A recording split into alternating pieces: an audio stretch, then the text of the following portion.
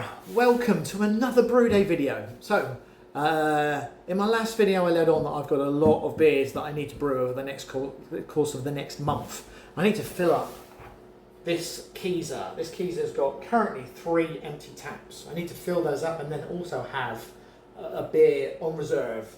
This tap here has currently got my Belcher in it. I'm pretty sure I'm going to run that down over the course of the next 3 or 4 weeks. So I need a beer to replace that one once that one's gone. I may brew the same one again, who knows.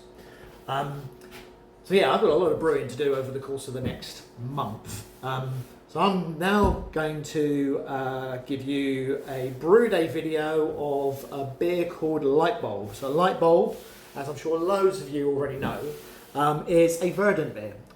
It's an absolutely beautiful beer. It's one of their really early beers that they did that's become their, one of their staples. They bring it out every so often. They do a brew of it every so often. Absolutely beautiful, nice American pale ale. Got loads of Marisota in there, so nice, good, lovely, rich body. Simcoe in there, so that absolutely amazing hop. Loads of Simcoe in there. Nice dry hop with some Simcoe that's going to go in. So watch the brew day video. It actually went really well. I was really pleased with it. It was a long day, and you'll see at the end of the video how tired I was, but hey, it was worth it. It's going to be a really good beer. So yeah, enjoy. Watch the video. See how the brew day goes, and then what I'll do is once you've finished this particular one, I'm going to be making pretty soon after this one's been released. I'm going to be making a brew day for a sour pale ale, or just a fruity sour really. So it's a raspberry sour that I'm making, which is brewing right now. Actually, it's actually in the mash tun right now. So I'm going to get that video done as well, and then over the course of the next couple of days, you'll see that one go up as well. So there'll be quite a few brewing videos that are going to go up in quick succession. Anyway, enjoy this video. If you've got anything you see in it that you think I'm doing really shit, please comment on it. If there's anything that you learned from it, please, I'd love to know what you learned. If you think things you think I'm doing wrong, please let me know. But please, guys, enjoy. I enjoyed the brew day, so you enjoy the video. Cheers. Okay, so 828 grams of Vienna hops.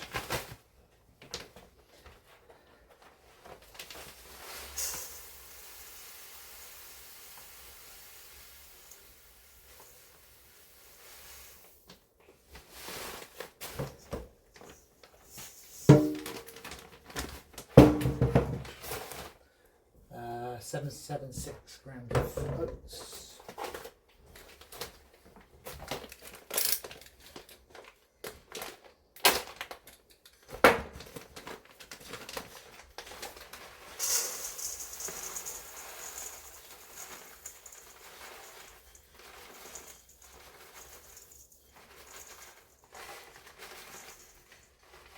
Perfect. Slightly over, but hey, who cares? And 186 grams of carapils. Oops, everywhere. 186. For that nice head retention. There we go. Nice. Cool, so there we are with the grain bill. So 3 kilograms of extra pale Marisota. So nice and light colour. EPC on this is 6, so it's in a really nice and light yellow colour, slightly orange usually when I use Marisota, I find. 828 grams of Vienna. 776 grams of flaked oat and 186 grams of carapils. I've also added in there 10 grams of calcium chloride, 3.9 grams of Epsom salt. The recipe says to add some lactic acid, but I'm going to take a pH reading during the mash to find out whether I need to add any lactic acid. But yeah, I'm going to get ready to dough in now.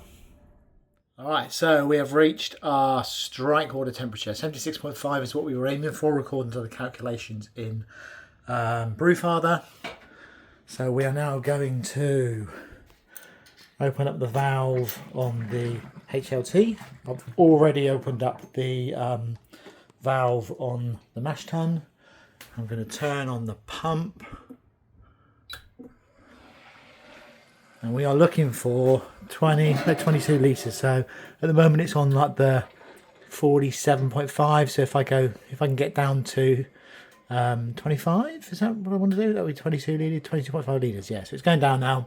Once it gets down to about 22 litres, we'll stop the dough in, give it a good old stir, put the lid on, set that to rest. I will then top this up with some more water. I want to get up to about the 45 litre mark so that it covers the Herms coil.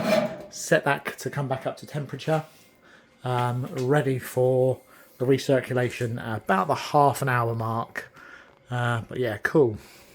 As you can see, the water's coming in from the bottom. I always love a bit of underletting. Once we've reached our mark, I'm just going to start stirring.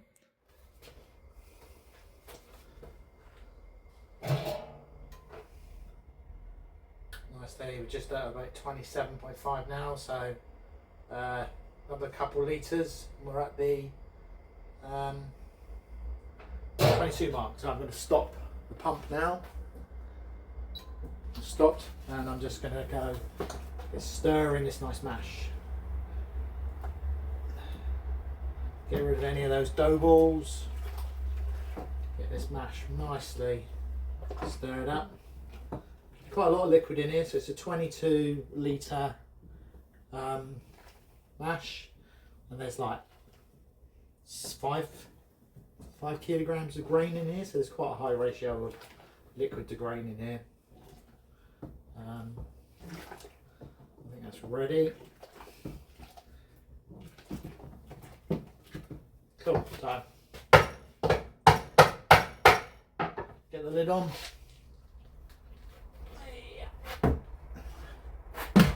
Let that settle for a bit.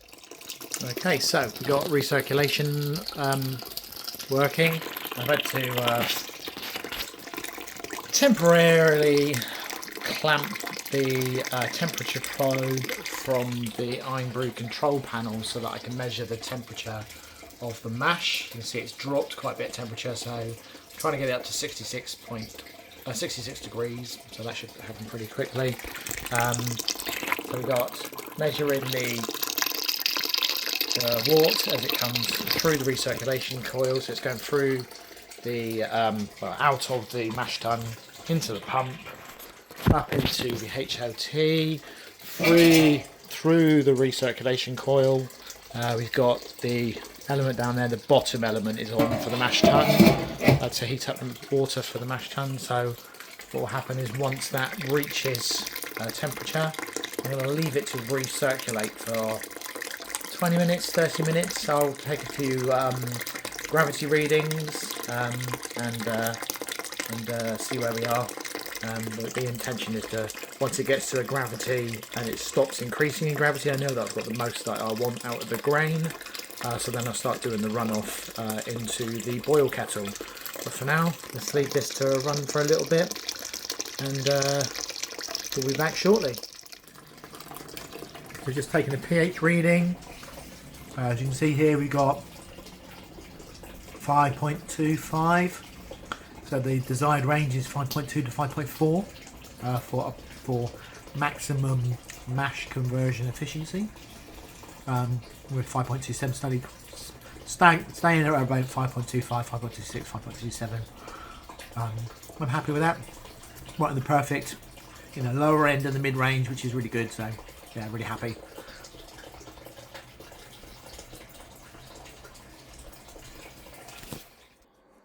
Okay, cool. So we have now been mashing in. It's been about an hour and 40 minutes we've been mashing in for. I always like to do a really long mash. We've got the wort gravity stopped increasing at 1.053. It stayed there for about 10 minutes. So I'm happy enough to stop it there. So what we're going to do, so I've stopped the recirculation. I've now connected the mash tun up to my second pump, which is then going to pump into the boil kettle, okay, which has got one element in it. I've then connected the recirculation loop, I guess you want to call it, up to the HLT. So what I'm going to do is I'm going to flush the recirculation loop out, which has currently got water in it. I'm going to flush that out with hot water. I'm going to connect my Sparge arm to this outlet here on the mash tun, and we're going to sparge as we start to trickle the wort into the boil kettle and start to wash those sugars out of that, those lovely sugars out of that grain. So I'm going to give this a little go, and I'll do a little video of it actually running as well. Got our Sparge working nicely, way better than the Sparge arm from last time, that is. So nice Sparge happening. Let's try and balance this out, trying to get it level. So we've got that going through the mash tun into this pump. Now the intention was that this hose was going to go into this side valve here, so that we could actually have it flowing in through this particular inlet here. But for some reason I just could not get the pump to pressure to be high enough in order to be able to get it up to flow through here. It seems to be way too high. Never had a problem before in the old brewery, so maybe there's something wrong with the pump. I need to have a little look at it. But it's flowing nicely into this tap here, which I found a bit weird last time, pushing wort into the bottom of the boil kettle, but it seemed to work last time, so hopefully it'll work this time as well. But yeah, both pumps are functional at the moment. One of them's doing the Sparge, and then the other one is doing the runoff from the mash tun into the boil kettle. Okay, so we're at like 22 litres in here. I think we want to get to about 30 litres. Allow for like 5 litres evaporation from the wort during the boil. I think I've overshot the Sparge a little bit, because I think this is a little bit, you can just a bit see that it looks a little bit too liquidy. We'll wait and see how much of that runs off into the actual boil kettle, but another 5 litres I think, and then we're at the 30 litre mark, and then we'll let it in the next hour. I'm sure that it'll evaporate by about 5 litres, so I'll end up with about 25 litres, and then I've got a little bit of dead space in the bottom of the boil kettle that's gonna, where the tube's gonna sit. So I'll probably hopefully end up with about 22 litres, 21, 22 litres in the fermenter. I've got the fermenter here. I've taken it apart, I've washed it. It's sat there currently with a load of star sand in it, just sitting there waiting to be emptied, so that I can actually then just run off the finished wort once that's chilled and ready to go. So yeah, I think a little bit longer and we'll be finished with the runoff from the mash tun. We'll get the boil runner going, and then we'll start looking to cool this down. I've got a few hop additions to do during the boil, so I think I've got one hop addition to do on the 60-minute mark. So I'm just going to go and weigh all of those hops out to make sure they're all ready for the additions that are needed during the actual boil. So we got our 3 sets of hop additions here. So we've got our first set, which is the smaller one, which is 7 grams of Magnum, which is going to go in at the 60-minute mark. We are very nearly at that point, so the hop break is almost upon us. The second load of hops is going to go in at the 10-minute mark, and we've got there 21 grams of Centennial and 19.5 grams of Simcoe. And then the last hop addition is for the hop stand. We've got a 20-minute hop stand at 80 degrees. That's 20 grams of Centennial and 18.5 grams of Simcoe, all going in at the last bit. So 3 lots of hop additions, and then of course we've got dry hops at 7 days, which is going to be a load of Simcoe and a load of Centennial. So once this hop break properly breaks through, I'm waiting for a bit of a nice rolling boil. I'm going to chuck in the first hop additions. Okay, there we are with a hop break. We've got our first hop additions, which is 7 grams of Magnum going in. I don't know how much you can actually see of that. I haven't got my glasses on, so it's blurry as fuck. So it looks like we just hit our pre-boil gravity here. So we're at 1.040, which is exactly where we want to be. An alarm going off over there on the control panel, so I'm just going to go and see to that. But it looks like we're spot on with the pre-boil, so all good. Okay, so 20-minute hop additions going in. We got 20 grams of Centennial, 20 grams of Simcoe, something like that. Yeah, that's going in. 10 more minutes left. Cool. So we've got 5 minutes left in the boil. I'm just setting up the chiller. So I've got a hose going from the outlet pipe of the HLT going into a pump, which then pumps that into the top of the chiller, which will then go through the coil, and then will come back out the bottom of the chiller, and then it's going to go back into the boil kettle because I want to reduce the temperature down to 80 degrees so that I can do the 20-minute hop stand. I have the water going into the counterflow chiller in the reverse. So whereas the wort is going, no, I've got it the wrong way. So I need to swap this one over to here. It needs to go into here so that the water's going in. No, I've got it the right way around.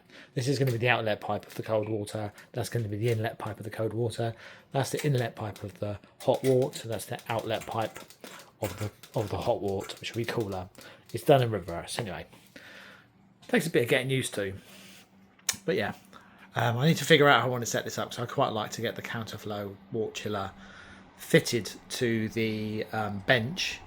I'd also like to do the same thing with the pumps as well, so they're all fitted as part of the bench rather than me having to move stuff around. So all things I need to do in the future, but yeah, getting ready to start cooling down the wort. Cool, so chilling in action. So you've got the cold water going in, cold water coming out warm. Hot wort going in, hot wort coming out cooler. Still not as cool as I'd like it. I could probably slow the circulation down a little bit so that it comes out a bit cooler and flows a little bit slower so it would come out cooler. I need to get it down to 80 degrees. We've got a couple of degrees left to go, and then we can do 20-minute hop stand. Okay, so we've got our wort down to 80 degrees. We've got our hop stand additions going in.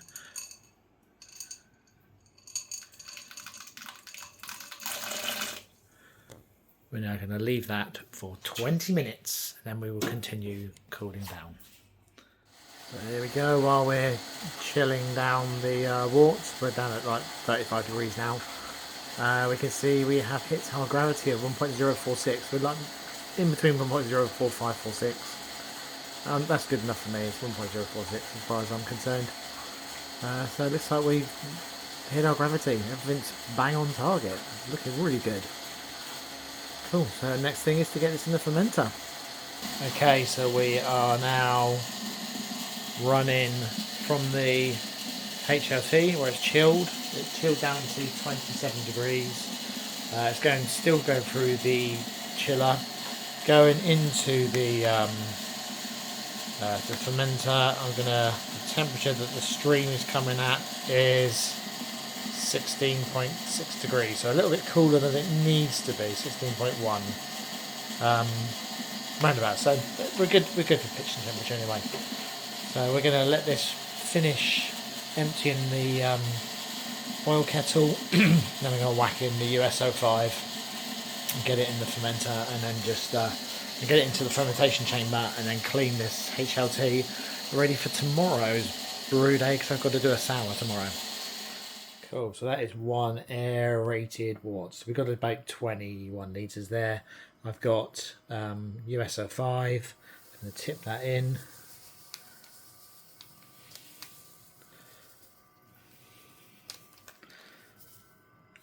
And then I'm going to put that into the fermentation chamber. Cool, so there we are in the fermentation chamber. Funnily, even though the laser thermometer was saying 17 degrees, it says 22.1 degrees on the actual thermometer, which has got the thermowell right in the middle of the wort. So we're at a perfect temperature. All good. I'm going to close this now. I've got the wrap tea dumped into the wort, so I can start reading this as part of the Brewfather readings that I get. We're all good. Alright, so that's our brew day over. Longer than I expected it to be. We started going in. I had a few things going on at work, so I had to keep on dragging my attention away from the brew day. But we ended up going in about 5 o'clock. It's now 10 to 10, so we're talking like nearly 5 hours of brewing. Which, you know, on a good day when everything goes well, you can normally get it done in about 4 hours. So, you know, still got some teething problems with not teething problems, learning about how to use the system, you know, learning about getting the temperature right when I'm actually doughing in, making sure that the strike water's at the right temperatures, because it dropped quite a bit, and then I needed the recirculation to bring the temperature back up again. Still learning about the how to get the counterflow chiller working and getting it optimized so that it cools as quickly as possible. Still learning about the you know, lots of little bits I'm still learning about, which is cool. It's a new system. I'm bound to be. The good thing is, bang on my quantity. So I've got 21 litres of wort in the fermenter. Bang on with my numbers, 1.046, which is exactly what I wanted for the original gravity, or the starting gravity. Everything else has just come in perfectly. So fingers crossed, everything going well. That's going to be a bloody good beer. So anyway, it's in the fermenter now. It's been put to bed. I've got the Rapti in there I can monitor the temperature, and I can watch the gravity starting to go down, so I can start to see that there's activity in there and that things are going in the right direction, so that in 2 weeks time we can keg it and get a really nice beer. So in 7 days time I've got to do a dry hop. Can't remember what it was. I think it was some Centennial and some Simcoe, 60 grams of each or something like that, 40 grams of one, 60 grams of another. But yeah, really good brew day. I'm going to sit down now, I'm going to have my dinner, I'm going to have a well-deserved beer. But that was really, really good brew day. I've got to do it all again tomorrow. So tomorrow I'm going to be brewing a kettle sour. So it's only half of a brew day really. You do the mash, you get your beer into the boil kettle, you chill it down to, I can't remember the temperature, 31 degrees, something like that. And you put your lactobacillus in and leave it overnight so that the pH drops. You end up with an acidic sour beer, and you boil it the next day. So it's a kind of a 2-day brew day. But yeah, that's what we're going to do tomorrow. So I'm going to finish up. I've tidied everything up. I've cleaned everything up. The kettle, the boil kettle, the mash tun, everything's all cleaned up. The space is pretty much cleaned up. I'm just going to go and do some final touches now.